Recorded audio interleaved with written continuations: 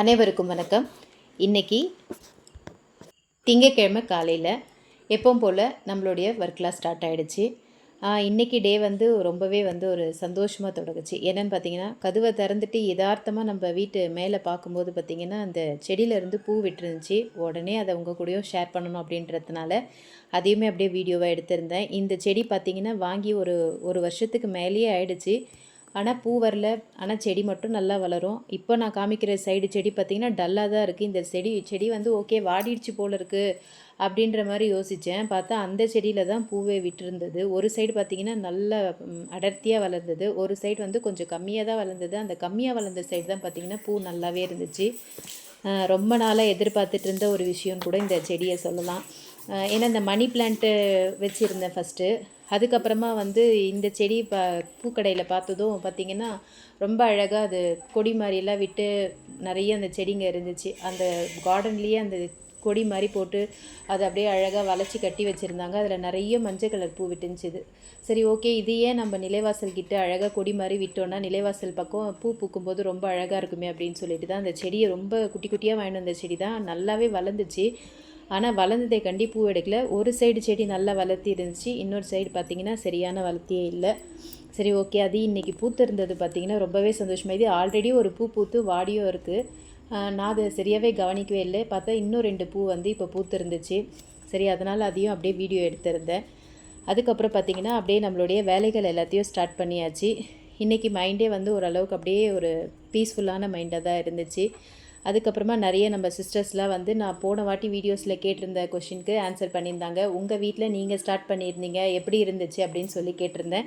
அதை பற்றி ஒரு சிஸ்டரும் என்னென்ன கமெண்ட்ஸ் கொடுத்தாங்க அப்படின்றத இந்த வீடியோவில் பார்க்கலாம்.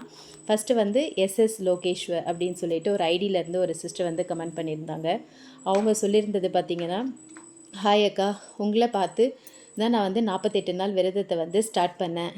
எனக்கு இந்த தைப்பூசம் முன்னாடி வர அந்த 48 நாள் மட்டும்தான் விரதம் இருக்கணும் அப்படின்னு சொல்லிட்டு அவங்க நினச்சதாகவும், அது வந்து இல்லை அந்த மாதிரி இல்லாமல் வருஷத்தில் நம்ம எப்போ நினைக்கிறோமோ அந்த மாதிரி ஸ்டார்ட் பண்ணலாம் அப்படின்றது அது நான் சொன்னதுக்கப்புறமா தான் தெரியும் அப்படின்ற மாதிரி ஷேர் பண்ணியிருந்தாங்க. அந்த விஷயத்தை அதுக்கப்புறமா வந்து நானும் வந்து உடனேவே இதை உங்கள் வீடியோ பார்த்ததுக்கப்புறம் ஸ்டார்ட் பண்ணிட்டேன். நீங்கள் சொன்ன மாதிரி வீட்டில் வந்து நான் இந்த விஷயங்கள்லாம் செய்கிறதுக்கு முன்னாடி வந்து அதாவது விளக்கேற்றுற விஷயத்த சொல்லியிருந்தாங்க. என்ன சொல்லியிருந்தாங்கன்னா, நான் வந்து வெள்ளிக்கிழமையில் மட்டும்தான் வீட்டில் விளக்கேற்றுவேன், மற்ற நாளில் வந்து விளக்கேற்ற மாட்டேன். அந்த மாதிரி இருக்கும்போது எதையோ ஒரு இழந்த மாதிரியும் ஒரு மன அழுத்தத்தோடையோ இருந்த மாதிரி இருந்துச்சு. அதனால் இப்போ பார்த்திங்கன்னா மாதிரி எந்த ஒரு டிப்ரெஷனோ அதே மாதிரி மன அழுத்தமோ இல்லாமல் மைண்டு ரொம்ப ரிலாக்ஸாக இருக்குது. எனக்கு ரொம்ப கிளியராக இருக்க மாதிரி ஃபீல் ஆகுது. எல்லாமே வந்து உங்களால் தான், ரொம்ப நன்றி. முருகர் வந்து உங்கள் மூலிமா என்னை வழி நடத்துகிறதா நான் ஃபீல் பண்ணுறேன் அப்படின்ற மாதிரி சொல்லியிருந்தாங்க. உண்மையிலேயே உங்கள் கமெண்ட்ஸ் பட்சத்தில் வந்து எனக்கு ரொம்ப ரொம்ப சந்தோஷம். இந்த மாதிரி ஒரு பாசிட்டிவான கமெண்ட்ஸு நம்ம சொல்கிற விஷயம் வந்து நம்மளுக்கு மட்டும்தான் ஃபீல் ஆகுது அப்படின்ட்டு இல்லாமல் நான் சொல்லியிருந்த விஷயத்தால் உங்களுக்குமே சில நல்ல விஷயங்கள் நடந்திருக்குது. அந்த விளக்கேற்றுற விஷயத்தினால நீங்களும் இவ்வளோ வந்து ஒரு பாசிட்டிவாக இருக்கீங்க அப்படின்னும் போது மனசுக்கு அவ்வளோ ஒரு சந்தோஷமாக இருக்குது. நம்ம சொன்ன ஒரு விஷயம் வந்து ஒருத்தருக்கு வந்து பயனுள்ளதாகவும் அது மூலிமா அவங்களுக்கு ஒரு சில நல்ல விஷயங்கள் நடக்குது அப்படின்னு கேட்கும்போது எல்லாருக்குமே ஒரு சந்தோஷம் இருக்கும் இல்லைங்களா? அந்த மாதிரி தான் ஒரு மிகப்பெரிய சந்தோஷம் உங்களுடைய கமெண்ட்ஸ் படித்ததில். அதுக்கடுத்தது வந்து என்னோடய முருகரையும் வந்து அவங்களுக்கு ரொம்ப பிடிக்கும். அவங்க வந்து என்னோடய முருகருக்கு ஃபேனுன்னு சொல்லியிருந்தாங்க. ரொம்ப ரொம்ப நன்றி சிஸ்டர். நிறைய பேர்கிட்டேருந்து எனக்கு வந்திருந்த கமெண்ட்ஸ் பார்த்திங்கன்னா, முருகர் வந்து அவ்வளோ அழகாக இருக்கார் அப்படின்ட்டும், ஒரு சிஸ்டர் வந்து பழனி முருகர் மாதிரியே இருக்கார் அப்படின்னும் சொல்லியிருந்தாங்க. அதே போல் என்னோடய ரிலேஷன்ஸ்லும் வந்து எல்லாருக்குமே வந்து முருகர் வந்து அவ்வளோ பிடிச்சிருந்தது. காலையில் எழும்போதே என்னோடய நாத்தனார் பொண்ணுக்கு இன்றைக்கி நான் வந்து சென்னை போயிட்டு இருந்தேன். இந்த வீடியோ பார்த்திங்கன்னா ரொம்ப லேட்டானதுக்கு காரணமே வந்து ஒரு அவசர வேலையாக சென்னை போக வேண்டியது இருந்துச்சு. அதனால் சென்னை போயிட்டு வந்துட்டு தான் 8வது நாள் பூஜையோ 7வது நாள் 7வது நாள் பூஜையோட வீடியோவையும் 8வது நாள் பூஜை வீடியோவுமே பார்த்திங்கன்னா நான் பண்ணனே. 8வது நாள் காலையில் செவ்வாய்க்கிழமை காலையிலையுமே வந்து பார்த்திங்கன்னா நான் வந்து 2:30 மணிக்கெல்லாம் எழுந்திரிச்சு என்னோடய வேலைகள் எல்லாத்தையும் செய்ய ஆரம்பித்தேன். கண்டிப்பாக அந்த பதிவில் அந்த விஷயத்தை பற்றி நான் சொல்கிறேன். அந்த மாதிரி ரொம்ப ஒரு பரபரப்பாக ஓடிட்டு இருந்த டைமில் இந்த முருகருடைய விஷயங்கள் வந்து அவங்கெல்லாம் சொல்லும்போது அவ்வளோ ஒரு சந்தோஷமாக இருந்துச்சு. எல்லாருக்குமே அந்த முருகரை அவ்வளோ பிடிச்சிருந்துச்சு, நம்ம வீட்டு முருகரை. அதுக்கப்புறமா அடுத்து ஒரு சிஸ்டர் வந்து சொல்லியிருந்ததை பற்றி பார்க்கலாம். உமாதேவி அப்படின்ற சிஸ்டர் வந்து ஒரு கமெண்ட் சொல்லியிருந்தாங்க. உங்கள் வீடியோஸ்லாம் ரொம்ப நல்லா இருக்குக்கா. உங்ககிட்ட நான் ஒரு விஷயம் சொல்லணும். என்னென்னு பார்த்தீங்கன்னா, அந்த கோலத்தில் வந்து 3 கோடு போட்டு கோலம் போடக்கூடாது, 4 கோடு போடுங்க அப்படின்னு சொல்லியிருந்தாங்க. ரொம்ப ரொம்ப நன்றி சிஸ்டர். நமக்கு தெரியாத விஷயங்களும் கண்டிப்பாக இருக்கும். எல்லாருக்குமே எல்லா விஷயமும் தெரியறதில்ல. நான் வந்து இந்த விஷயம் உண்மையிலே எனக்கு தெரியாது தான் நான் இத்தனை நாள் அந்த மாதிரி போட்டுட்ருந்தேன். கண்டிப்பாக இப்போ நீங்கள் சொன்னதுக்கப்புறம் அந்த விஷயத்த மாற்றிருக்கேன். ஆனால் இது வந்து பழைய வீடியோன்ற தொட்டி இதுலேயுமே நான் 3 கோடு தான் போட்டிருக்கேன். என்னடா இவங்க நம்ம சொல்லியும் அதே மாதிரி செஞ்சுருக்காங்களே அப்படின்னு சொல்லி நினைக்காதீங்க. அடுத்த வீடியோவில் துளசி மாடத்துக்கிட்ட, அதாவது 8வது நாள் முருகருடைய விரதத்தில் வந்து பார்த்திங்கன்னா நீங்கள் சொன்ன மாதிரி தான் கோடு போட்டு பூஜை பண்ணியிருந்தேன். ரொம்ப நன்றி சிஸ்டர் உங்களுக்கும். அடுத்ததாக தேவி சிஸ்டர்கிட்டேருந்து மெசேஜ் வந்திருந்தது. அவங்களுமே 48 டேஸ் விரதத்தை வந்து ஸ்டார்ட் பண்ணியிருக்காங்க. அவங்களோட எக்ஸ்பீரியன்ஸையும் நமக்கு ஷேர் பண்ணியிருந்தாங்க. என்னென்னு பார்த்தீங்கன்னா, அவங்க வீட்லேயும் வந்து காலையில் மாலையில் 2 வேளையுமே வந்து விளக்கேற்றுவேன், தூபம் போடுவேன். அதே போல் வீட்டில் வந்து நான் வந்து கந்த சஷ்டி, வேல்மாறல், அப்புறமா வந்து குமாரஸ்தபம், சண்முக கவசம் இது எல்லாமே படிக்கிறேன். இந்த 6 days evening after my puja வந்து I got prasadam from Tiruchendur Murugar temple அப்படின்னு சொல்லிட்டு ரிப்ளை பண்ணியிருந்தாங்க. உண்மையிலே ரொம்ப ரொம்ப சந்தோஷம். 6வது நாள் உங்களுக்கு மிகப்பெரிய ஒரு விஷயம் கிடச்சிருக்கு.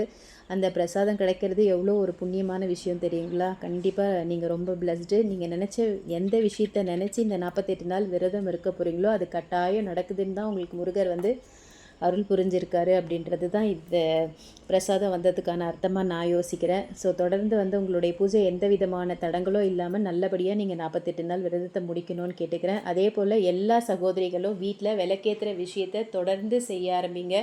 நம்மளுடைய வீட்டில் காலையில் மாலையில் 2 வேளையும் இந்த விஷயத்த ரெகுலராக வைங்க. எத்தனையோ விஷயங்க நம்ம ரெகுலராக நம்ம கடமை அப்படின்னு சொல்லிட்டு செஞ்சிட்டே தான் இருக்கோம்.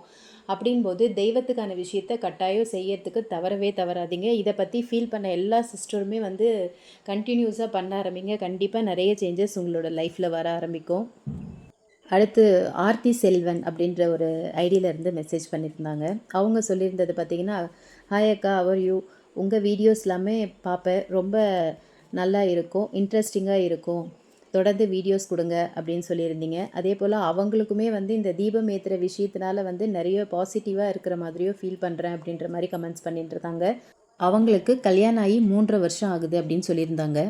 ஹஸ்பண்டுக்கும் அவங்களுக்கும் கொஞ்சம் மிஸ் அண்டர்ஸ்டாண்டிங்காக ஓடிட்டு இருந்துச்சு அப்படின்னு சொல்லியிருந்தாங்க. அந்த டைமில் அவங்க பண்ண ஒரு விஷயம் வந்து என்னென்னு பார்த்தீங்கன்னா, பிரம்ம முகூர்த்த பூஜையை எடுத்திருக்காங்க. உண்மையிலேயே அது ஒரு பவர்ஃபுல்லான ஒரு விஷயம் தான் நான் சொல்லுவேன். எந்த ஒரு விஷயம் நமக்கு மன அழுத்தமாக இருக்கோ அந்த விஷயம் நமக்கு கிளியர் ஆகணும் அப்படின்னு நினைக்கிறவங்க கண்டிப்பாக இந்த பிரம்ம முகூர்த்த பூஜை செய்யணும். அதே போல் தான் இந்த சிஸ்டருமே வந்து பிரம்ம முகூர்த்த பூஜை வந்து நான் செய்ய ஆரம்பித்தேன் அப்படின்னு சொல்லியிருந்தாங்க. என்னோட சேனலில் நான் போட்டிருந்த பிரம்ம முகூர்த்த பூஜையில் பார்த்துட்டு இவங்களுமே ஸ்டார்ட் பண்ணி அது மூலிமா அவங்க வந்து ஒரு 2 இயர்ஸ்க்கு அப்புறமா பார்த்திங்கன்னா நிறைய ரிலாக்ஸ் ஆகிடுச்சு. 2 இயர்ஸில் நல்ல வந்து ஒரு மாற்றங்கள் வந்து ஹஸ்பண்ட் கிட்ட வந்துச்சு அப்படின்ற மாதிரி சொல்லியிருந்தாங்க. ஓகே, இதுக்கப்புறம் வந்து லைஃப்பில் எதுவும் பிரச்சனை இல்லை, நீங்கள் கவலையே பட வேண்டாம். அடுத்ததாக ஒரு விஷயம் சொல்லியிருந்தீங்க. இதுக்கப்புறமா வந்து இன்னொரு சவால் அப்படின்ற மாதிரி ஹஸ்பண்டுக்கும் அவங்களுக்கும் ஒரு நல்ல அண்டர்ஸ்டாண்டிங் வந்துடுச்சு. இதுக்கடுத்து அவங்களுக்கு ஒரு சவாலுன்னு பார்க்குறது குழந்தை வரம் வேண்டி இருக்கிறதா சொல்லியிருந்தாங்க. கண்டிப்பாக நீங்கள் கவலையே படாதீங்க. இந்த 48 நாள் விரதத்தில் நானும் உங்களுக்காக ப்ரே பண்ணிக்கிறேன். நிச்சயமாக வந்து கூடிய சீக்கிரம் நீங்களே எனக்கு மெசேஜ் பண்ணுவீங்க, அக்கா நான் கன்சீவ் ஆகிருக்கேன் அப்படின்னு சொல்லிட்டு. அந்த அளவுக்கு நான் நம்புகிற முருகர் வந்து நான் நினச்ச எந்த விஷயத்தையுமே என்னை கைவிட்டது கிடையாது. இதுபோல் என்ன ஒரு சகோதரியாக நினச்சி உங்களுடைய மெசேஜை உங்களுடைய விஷயத்தை வந்து என்கிட்ட ஷேர் பண்ணுறீங்க அப்படின்போது கண்டிப்பாக நான் வந்து உங்களுக்காகவும் ப்ரே பண்ணுவேன். அதனால் கவலைப்படாமல் இருங்க. இந்த கஷ்டத்தையும் கண்டிப்பாக முருகர் போக்கிடுவார். ரொம்ப நம்பிக்கையோடு இருங்க. நம்பினவங்கள கந்தன் வந்து கைவிட்டதா சரித்திரமே கிடையாது. அதனால் ரொம்ப நம்பிக்கையோடு அவரை வேண்டிக்கோங்க. நிச்சயமாக அவரே உங்களுக்கு குழந்தைய வந்து பிறப்பார். கவலைப்படாமல் இருங்க.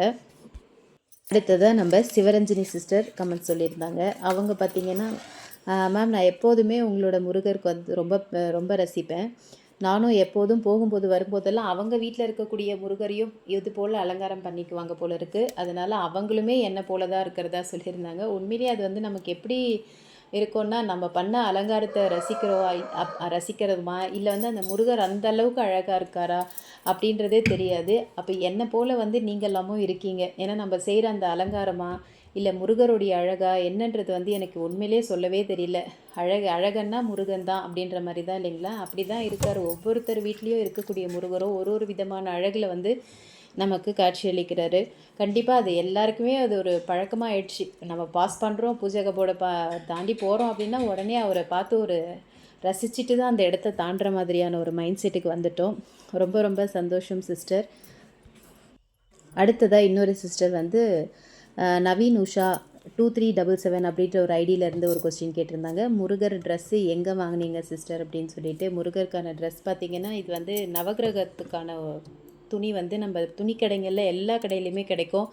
அப்படி இல்லைன்னா பூஜை சாமான் விற்கிற கடைங்க இருக்கும் பார்த்திங்களா, அந்த கடையிலையுமே வந்து இந்த துணி வந்து கண்டிப்பாக கிடைக்கும். நவகிரக துணின்னு கேட்டிங்கன்னா அதில் எல்லா கலர்ஸ்லேயுமே இருக்கும்.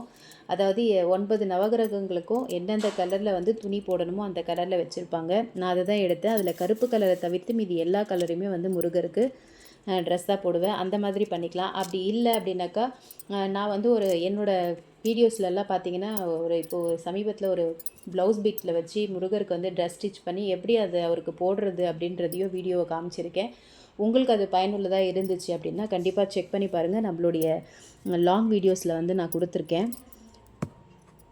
அப்புறம் தேவி சிஸ்டர் இன்னொரு கமெண்ட்டும் பண்ணியிருந்தாங்க. அதில் என்னென்னு பார்த்தீங்கன்னா, பவி சிஸ்டர் என்னோட முருகர் சன்லைட் பட்டு தங்கம் முருகர் மாதிரி இருக்கார், எப்படி இருக்காருன்னு சொல்லுங்கள் அப்படின்னு கேட்டிருந்தீங்க. கண்டிப்பாக வந்து அவர் மேலே சூரிய ஒளி பட்டுச்சுன்னா அவர் கேட்கவே வேண்டாம், ரொம்ப அழகாக அப்படியே தங்கம் மாதிரி ஜொலிக்கதான் ஜொலிப்பார். ஸோ அது ரொம்ப பெரிய சந்தோஷமாக இருக்கும் அதை பார்க்குறதுக்கு. அது என்னன்னு தெரியல, ஏதோ ஒரு நேரம் அந்த சூரிய ஒளி திசை வந்து மாறி அப்படி கரெக்டாக நம்மளுடைய பூஜை கபோர்டில் விழுற மாதிரி விழுதா என்னன்னு தெரியல. இப்போது சமீபமாக அந்த மாதிரியான நிகழ்வு வந்து தொடர்ந்து நடந்துகிட்டே தான் இருக்குது. அது ஏதோ ஒரு விஷயம் மாதிரி இது தோணுது. அப்படி பார்க்கும்போது உண்மையிலேயே அவர் இன்னுமே அழகாக இருப்பார். அழகுக்கு அழகு சேர்த்த மாதிரி இருக்கும். அந்த முருகருக்கு வந்து அந்த சூரிய ஒளி படுறதுன்றது வந்து அவ்வளோ ஒரு சூப்பராக இருப்பார். கண்டிப்பாக ரொம்ப அழகாக இருந்திருப்பார் தேவி சிஸ்டர். என்னால் தான் பார்க்க முடியல. பார்க்குற வாய்ப்பு கிடைக்கும்போது கண்டிப்பாக உங்களுடைய முருகரையும் நான் பார்க்குறேன். அதுக்கப்புறமா பார்த்திங்கன்னா நம்மளுடைய பூஜை வேலைகள் எல்லாம் இன்றைக்குமே ரொம்ப அழகாக நடந்துச்சு. ரொம்ப பொறுமையாக முருகருக்கு பூஜை பண்ணியிருந்தேன். அந்த என்ன சொல்கிறது, அவரோட முகத்தை பார்த்துட்டு கொஞ்சம் நேரம் உக்காந்து பீஸ்ஃபுல்லாக நம்ம அந்த அர்ச்சனை செய்யும்போது அவரை பார்த்துட்டே இருக்கிறது அவ்வளோ நல்லாயிருக்கும். என்னால் வந்து காலையில் டைமில் வந்து பார்த்திங்கன்னா சஷ்டிலாம் படிக்க முடியறதில்லை.